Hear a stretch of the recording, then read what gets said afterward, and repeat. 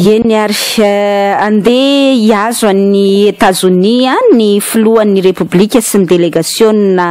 malagasy izay hiaradia aminy hamonjy ny fivoriana sommet États-Unis Afrique, zany hoe fivoriana tampony filoha-mpanjakana afrikana miaraka amin'ny filoha amerikana zany mazava ho azy ny faharokatra amin'ny eniny volana aogositra ho avy izao araky ny fanampanazavana izay voaray ny fanontaniana mipetraka moa dia ny hoe raha le mpikambana ao anatin'ny gouvernement na mpikambana ao anatin'ny délégation izay andeha hiazo an'izany fivoriana miaraka amin'ny filohan'ny repoblika izany dia somary ametra-panontaniana satria ny fandaram-potoana zao ohatra dia ny hoe fivoriana momba ny AGOA, fionana amina investisseur africain et américain, zany mpampiasa vola afrikana sy amerikana ao anatin'ilay fionana antsoina hoe US Africa Business Forum, ary tafiditra ao anatin'izany ihany koa ny ataotsika zany hoe ny fiaraha-misakafo goavana ataon'ny filohan'ny repoblika ao anivon'ny ao amin'ny Maison Blanche zany na amin'ny trano fiasan'ny filoha-pirenena amerikana. Zay ny voalaza ny communiqué ny fiadidinan'ny repoblika na ny fanambarany fiadidinan'ny repoblika, nefa somary mahagaga ihany zany ao anatin'le izy hoe ny ministre-mpanjakana misahana ny fotodrafitrasa ny équipement sy aménagement du territoire Rivo Rakotovao aloha zany dia manaraka ny filohan'ny repoblika. Ministre Ndrarambahiny moa zany tsy ataotsika hoe mahagaga satria izy lehibe any diplomatie malagasy zany. Ny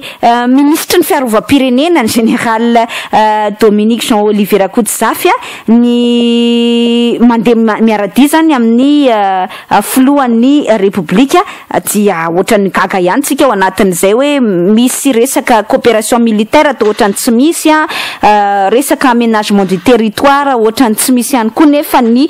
reo olo reo zany dia mandeha miaraka amin'ny filohan'ny repoblika. Somary asa moa tsika zany tsika malagasy tokoa zany mo ny tsika manko amin'ny ankapobeny rehefa hoe voasana mandeha any ivelany zay dia tena raitra sy kanto ary lafatra tanteraka zany ny fiainana ohatrany hoe zay zany amintsika ny sésame le hoe mandeha makany ivelany zany amintsika ny sésame na hoe tena naomby mihitsy ny ary tena vita ny tantara, tena navita fandrosoana goavana be teto amin'ny firenena fa efa nandeha tany États-Unis na hoe voasany amin'ny firenena ohatran'izao dia tena tonga dia hoe fiverenan'ny fankatiavana lehibe eo amin'ny amerikana sy ny Madagasikara mihitsy izay fanasana atao an'ny filoha Pierre Rajonary izay. Ny zavatra mba tiantsika resahana fotsiny dia ny hoe normal be zay aloha zany mba tiantsika petra ny tiako atao manko zany tena tiako resahana anareo dia ohatrany hoe mystifien'ny mpitondra zany mialatsiny amin'ilay fomba fiteniko ilay mystifieny zany hoe atao tahaka ny hoe zavatra inona moa zava-bita goavana be tena tsy misy toy izany ilay fandehanana any États-Unis. Zay le teneniko antsika hoe mystifiena zany somary ohatrany hoe atao ohatrany hoe mystère na vokatry ny zavatra goavana be ka zay ny tiako anazavana ny saintsika hoe le izy ane dia tsotra tahaka an'izao hoe vao tonga teto vao vita ny fifidianana filohan'ny repoblika tamin'ny faharoapolo ny volana desambra taona 2013 ka vao nanana filohan'ny repoblika vita lany tamin'ny fifidianana isika dia tsy maintsy ohatran'izay ny fihetsiky ny firenena amerikana tamintsika satria sommet fiaraha-midiniky ny filoha-pirenena afrikana rehetra sy ny amerikana no zavatra io. Tsika nanana président voafidy tamin'ny alalan'ny fifidianana normal be zany raha voasa antsika fa tsy hoe voasa antsika dia fiverenan'ny fankatiavana lehibe na hoe tena iny tsika fa nahavita zavatra goavana be tena hoe ny baribary zany ka hoe iny fa hoe nasainy ny firenena amerikana io ange efa fantatra efa voavita fotsiny voka-pifidianana dia hoe ho any États-Unis Andriamatoa Pierre Rajonary nasaina amin'le sommet USA sy Afrika. Zany hoe tsy misy mérite zany ao anatin'le izy hoe dia tena mérite ho antsika vahoaka malagasy hoe navita fifidianana antsika nametraka filohan'ny repoblika voafidim-bahoaka isika zay dia ifampiarahaba-ny malagasy rehetra satria zay ny marika zany hoe tsy misy filoha-pirenena lantsy tamin'ny alalan'ny fifidianana na tsy lany tamin'ny fomba demokratika tsony filoha-mpanjakana fa tsy filoha-pirenena dia ny dikan'izay zany tsy maintsy efa hoe navita dingana anankiray zany tsika ny fahalaniny ny filohan'ny repoblika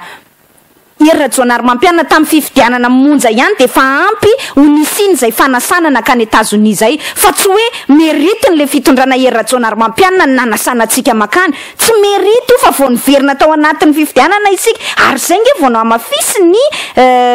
chargé d'affaires américaine raha niresaka tao anatin'ny gazety izy omaly niresaka tamin'ny l'Express de Madagascar izy niresaka tamin'ny les nouvelles les même interview moa zany la même interview moa zany hoe resaka ray ihany zany fa samy nanana fomba nanamboarany azy fotsiny ny gazety tao anatin'izay dia miteny tsara mihitsy izy hoe miverina vao vita ny fifidianana zany de efa niverina izay fiaraha-miasa ny filohan'ny fiaraha-miasa ny Madagasikara sy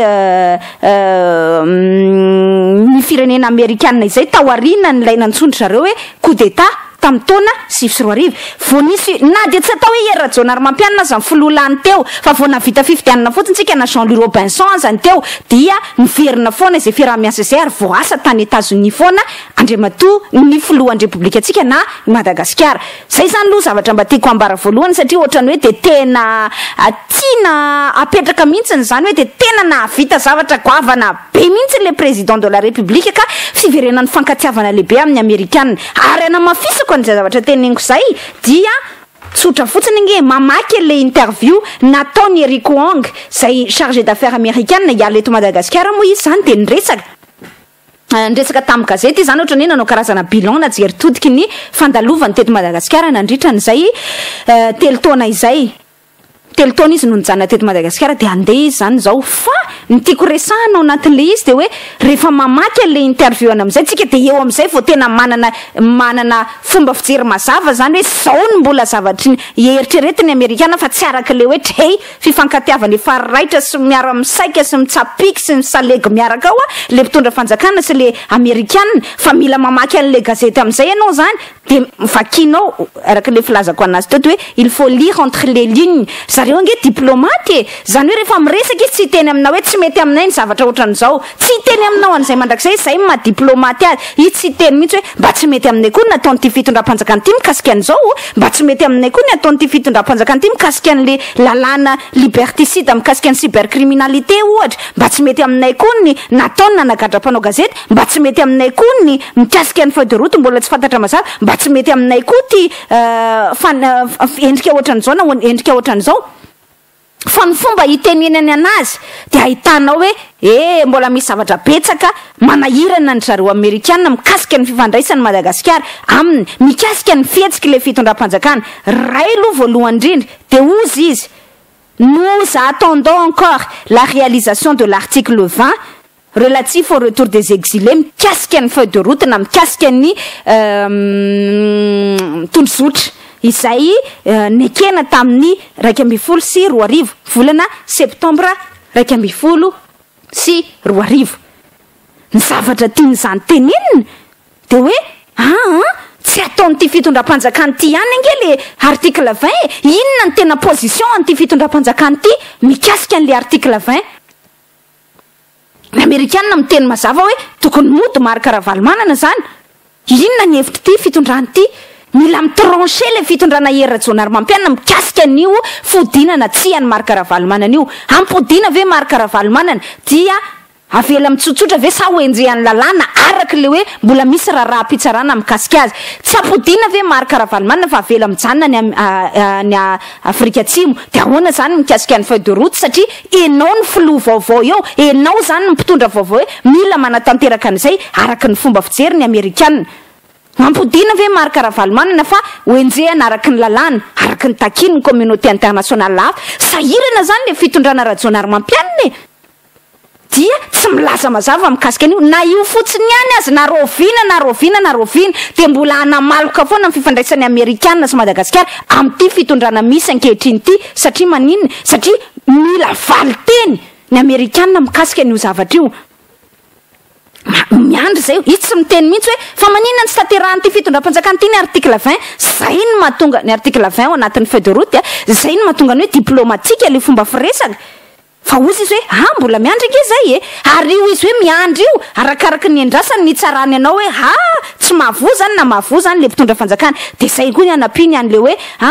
mbola mila atao ny réconciliation politique ozy eto Madagasikara réconciliation politique zany nge lavitra na fonkitay raha ao anatin'ity fitondram-panjakana ty fa le réconciliation politique tokony midika hoe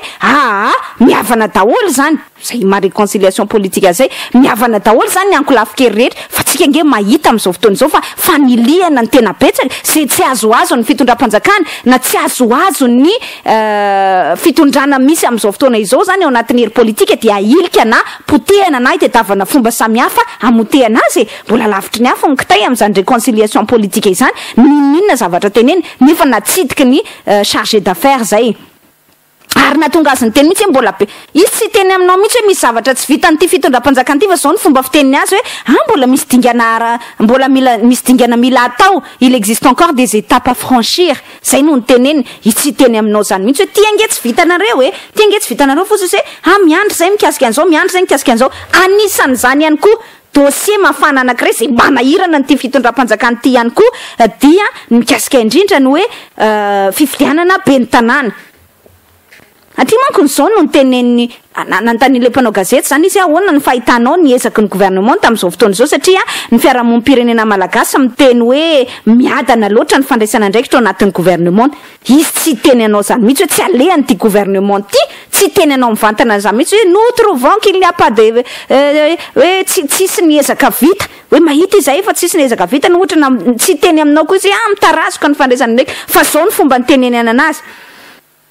tsy anjara ny firenena amerikanina ozy no mitsara ny ezaka ataon'ny gouvernement fa anjara ny vahoaka malagasy ary io vahoaka malagasy io ny fomba hitsarany an'le mpitondrany de amin'ny alalan'ny fifidianana c'est pour cela et nous tsara ny fomba fiteniny c'est pour cela que la plupart des bailleurs de fonds attendent la tenue des élections locales pour que le peuple puisse dire s'il y a eu progrès ou non zany hoe zay ny antony la plupart des bailleurs de fonds ozy izy zany mampiditra ny tenenao anaty zay nge mbola miandry izy ho fifidianana io tsy ataony ny fitondram-panjakana misy am'izao fotoana izao io nge ny afahan'ny vahoaka mitsara azy fomba hitenenana io zany hoe mila tsarainy le vahoaka ty gouvernement ity satria izy tsy teny aminao zany mihitsy hoe miadana tokoa ty gouvernement ty na tsisy ezaka vita mihiny fa te hiteny aminao an'izay izy de zao ny teneny alefaso ny fifidianana de tsarainao ny ezaka tsarain'ny vahoaka ny ezaka ataon'ny mpitondrana tsy dossier roa goavana be zay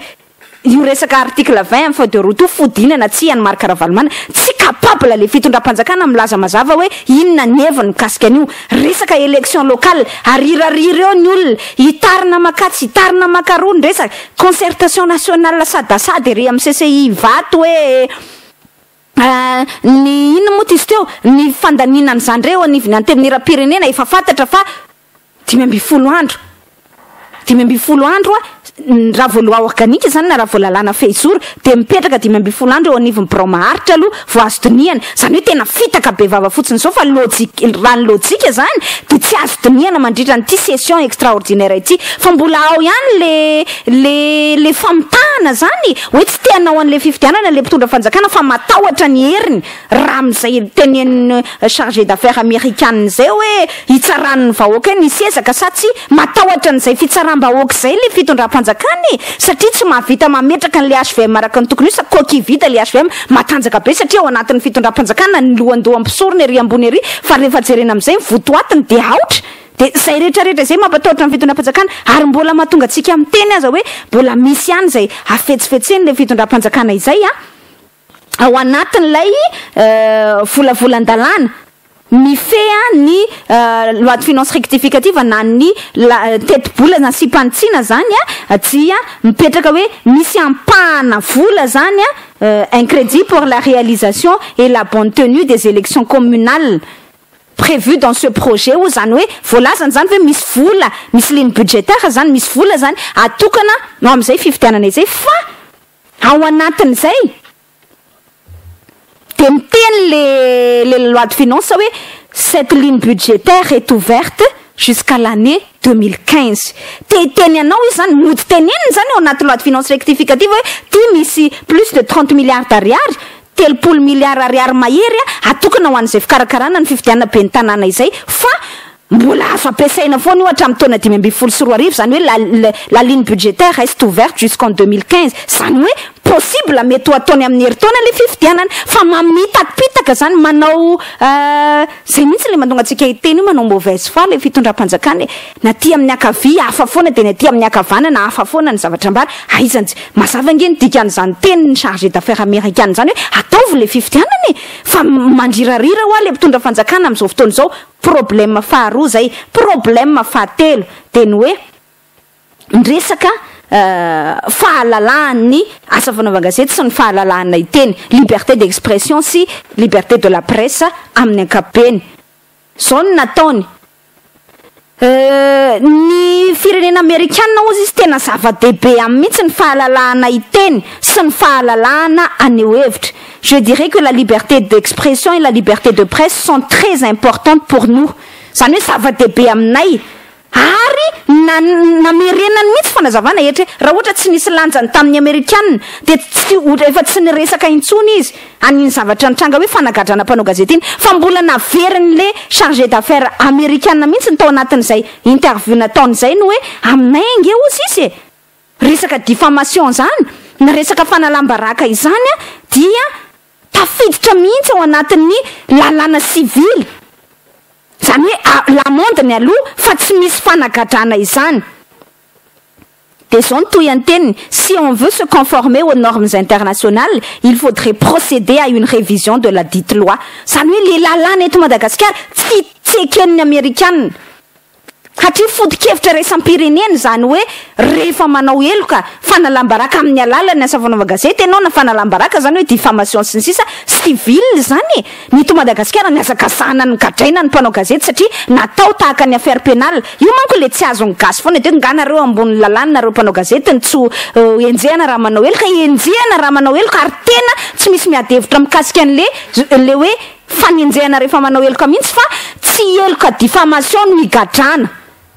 fa tokony hoe droit civil ho ary zany ekeny zao tontolo zao a principe na droit de l'homme fodi-kevitra ny zon'olombelona izany ary natonga ny chargé d'affaires américaine ny teny hoe mila ovainy io lalàna io izy tsy miteny aminao mihitsy hoe zay de tsy d'accord aminataony ty fitondram-panjakana ty tena tsy d'accord mihitsy zay fa ny fomba hitenenena anazy no atsapahanao hoe tsy nety zany nataon'le fanjakana de efa nitsarainy le américaine le fanjakana hoe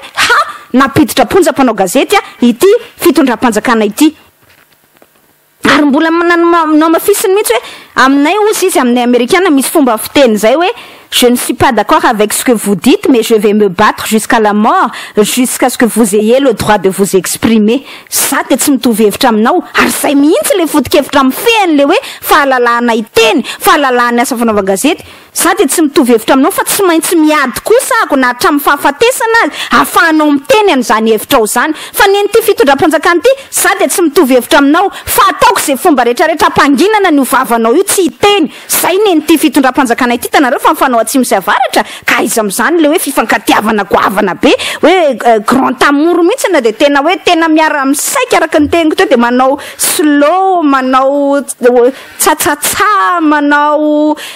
danse de salon miaraka mihitsy le américaine sy le Madagasikara ao anatin'izy de zay le teneniko anareo hoe misy ihany ohatrany hoe fitiavana ty amitaka le malagasy ao anatin'le izy hoe raha ny américaine nge mijery de fa tena lafatra sy raitra ty fireneny ty sy ny zavatra ataon'ny mpitondra profony zany de voasan'ny États-Unis non le mahavoasantsika ny États-Unis na iza amin'ny filoha teo na Jean-Louis Robinson filoha teo na Edgar Razafindravà filoha teo na Ajo André Nainarvelo filoha teo nizanizy vao nahazo filoha lany taorianany fifidianana fotsiny tsika zany hoe élu démocratiquement ny fomba fitenenana de niverina ary voasa tao anatiny io hetsika io ninina zavatra tsy nety nataon'le fitondram-panjakana fa le zavatra tsy nety nataon'le fitondram-panjakana de ho tsarain'le américaine amin'ny alalany zay zavatra rehetra ny teneniko anareo teo zay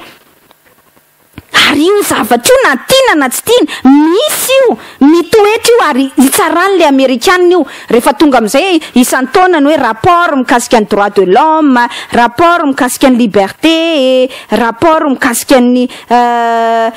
ino moa filazantsika anazy ny ezaka raha politika vita de tsy maintsy misy na tiana na tsy tiana izay fitsaran'ny américaine nitranga-javatra tagazety mbola toizako ihany aza satria lava be mihitsy ny intervention mikasika an'le liberté de la presse sy ny liberté d'expression ilazana hoe tena zava-dehibe ary lara-pamenao ny fitondram-panjakana era-jonary mampianana nge zao andeha any États-Unis ho sahirana ihany hoe dry voavina nagadrapanao gazety voavina nagadrapanao gazety le fitondrany miaraka am'le olona takina mihitsy hoe melahy olo fa io mihitsiny le nitory an'le mpanao gazety de io no entiny makany zay nge le teniniko atsika hoe tsy mitsara tena ho a le fitondram-panjakana misy am'izao fotoana izao e na tsy teny an'izay mivantana aminy azy Barack Obama raha iresaka manokana amin'ny Barack Obama izy de tsy maintsy isy fomba ampatsahivany Amerikanina azy hoe tam'ty régime Era-Jonary Mampiany ty nisy mpanao gazety anankiroa nampidirina ponja vo enim-bolana monja taorinan'izay resaka izay de mitohy le resaka izay teneny le chargé d'affaires mikasika indrindra ny hoe fahalalana iteny ny zava-dehibe hitako lahara goavana be ihany koa izy de ny liberté politique na ny fahalalana ara politika sy ny fahalalana ara-toekarena ny manapaizany amin'ny science politique de miteny fa tsy misy ny anoanana any amin'ny firenena misy liberté d'expression il y a des experts en sciences politiques qui ont affirmé qu'il n'y a pas de famine là où il y a la liberté d'expression. Si le gouvernement essaie de contrôler les échanges d'idées, il va par la même occasion surveiller les échanges de biens et le libre marché. Ici teny mihitsy hoe ty gouvernement ity de mamotika an'izay fahalalana raha politika izay profiny zany ange rehefa mpanohitra zany na rehefa tsy mitovy hevitra ao anatin'le fitondram-panjakana na rehefa atao anatin'ny mapara ohatra de ny rahantsika resaka ny rahantsika nahendro eny hitedavana fomba daholo zany ahoana ny amoronana dossier an'ity olona ty ahoana ny anaovana an'ity olona ty ka le fanenjehana indraindray de hitanao hoe fanenjehana politika tsotra fotsiny zao ohatran'izany zao le nivakin'ny mpanao gazety Bantsilana roa telo andro zay hoe manao listana IST lava be le fitondram-panjakana IST zany le fandrarana tsy voaka any ivelany tena hoe zany tediavinao anaovana acharnement moral mihitsiny zany acharnement zany zay olona tsy mitovy hevitra aminao ary rehefa jerena tokoa le olona le liste ao anatin'izy akoatran'ny olo tsotra sy ny voakasika ao anatin'ny bois de rose de hitanao hoe mpanao politika fotsiny tony olo tony na ny mpanao gazety sasatsasany tony olo tony de hoe tsy mitovy hevitra amin'ny fitondram-panjakana tony andao atao nefa de tena hitanao zao hoe mauvaise foi le izy satria zay le tenen'le chargé d'affaires américaine hoe liberté politique any olona omeo azy fa ny gouvernement tazay mezaka mifehy an'le échange d'idées dia lazaina tsara fa tsy avofehany zay tsy misy ihany koa zay liberté économique izay ary mazava hoazy nge fa tsy mandroso e zay mahatonga anazy miteny hoe tsy nona nge ny olona izay manana liberté d'expression ny fireneny satria afaka maneonheviny izy fa tsy hoe isaka maneonheviny izy de lacrymogène miandry azy ary hémorrague miandry azy ary fandrahonana anagadrana azy miandry azy ary fandrahonana amoronana dossier miandry azy ary na interdiction de sortie du territoire miandry zany ange mbola atteinte am'le liberté ananany le olona tsirairavy ary le liberté politique ary zay ny mbola manapiro fa miatsara velatsy ty fitondram-panjakana ty am'le resaka fampihavana am-pirenena fandradradradraina tahaka ny zay le tenin'ny sefafi de mba averiko kely ny fampatsahivana satria tsy azo adonona manko ny tantara ozy ny sefafi hoe ambara ohatrany hoe karazana kobakambava endrika mahafinaritra ty avelany fotsiny isaka miteny de réconciliation isaka miteny de réconciliation fa tsy hitanao mihitsy le réconciliation na le fampihavana am-pirenena na kely azy pirofony zany rehefa adversaire politique anao dia ahitana fomba isan-karazany ianao ve midradradradra réconciliation nefa gadrainao mpanao gazety ianao ve midradradradra réconciliation nefa itedavanao lalàna le mpanao gazety zay olona mety anao hevitra mifanohitrohitra amin'ny hevitra ao anagadrana azy loi sur la cybercriminalité no resan'le chargé d'affaires ihany koa hoe tsy mety ho zavatra io ary manimba nylay lalàna hoe fidy ity antemin'ny era-pirenena izay nipetraka am'izao fotoana izao ity dia nifidy lalàna mandrara ny fanaparitahana hevitra amin'ny alalan'ny internet dia nanamafy mihitsy izy hoe tena inona moa izy teo tady idio tsara ozy fa izy tsy teny mihitsy hoe tsy netiny nataonareo amerikanina fa ho anay any États-Unis ozy izy misy an'le lalàna antsony hoe Bill of Rights zany hoe ny mafe zany lalàna zany mafe an'le hoe droit zany na ny zoan'ny olombelona tsirairay avy ary ny fanovana voalohany entinay tao anatiny ozy izy de ny liberté de religion sy ny liberté d'expression ary aminay ozy izy pour nous les Américains, la liberté d'expression se trouve au cœur même de notre identité et c'est primordial pour notre culture. Tsy miteny aminao hoe tsy mety ange loi liberticide na lalàna mamono an'le fahalalàna nataonareo fa izy mody miteny hoe ny anay amerikanina de tena zava-dehibe aminay mihitsy io, ary eo afovoan'ny maizy anay mihitsy ho fahalalana iteny io. Ary raha nisy zavatra novainay voalohany de napetraka voalohany ao anatin'ny resaka zon'olombelona ho an'ny Amerikanina, ao anatin'ny lalam-panorenana izay mipetraka hoe Bill of Rights. Zany hoe miresaka ny andin-dalàna zany mifehy an'le zoan'le Amerikanina, de ny voalohany nataony ao anatin'izany ozy de ny liberté de religion, ny fahalalanao, anana ny finoanao sy ny fahalalanao aneo ny hevitrao, ny liberté d'expression. Raha misy nefany nenjehany ty fitondram-panjakana ty voalohany am'le izy tsy mahataditsikera, ary ny société civile no ny teny an'izany izy tsy mahataditsikera izany, de ilay fahalalana iteny. Misy dikany ny Amerikanina matoa mampatsiahany io. Izy ve de hoe tsy manan-katao tsony Andriamatoa Eric Hong satria efa andeha any ivelany izy de mbanao interview amin'ny gazety, misy antony izy matoa miteny an'io. Tsisy diplomate vahiny zany andeha teny amin'ny gazety raha tsy manan-kambara izy hoe apita hafatra am'le fitondram-panjakana. Zany foana angeny diplomasia hatram'izay remarqueo tsara mihitsy isaky miteny ny ambassadeur français rehefa misy zavatra tiany ho teneniny, tsy miteny mivantana aminao zany izy, fa mampatsiahy anao izy amin'ny alalan'ny resaka gazety zay ataony hoe mody ohatran'izao, midy ohatran'izao.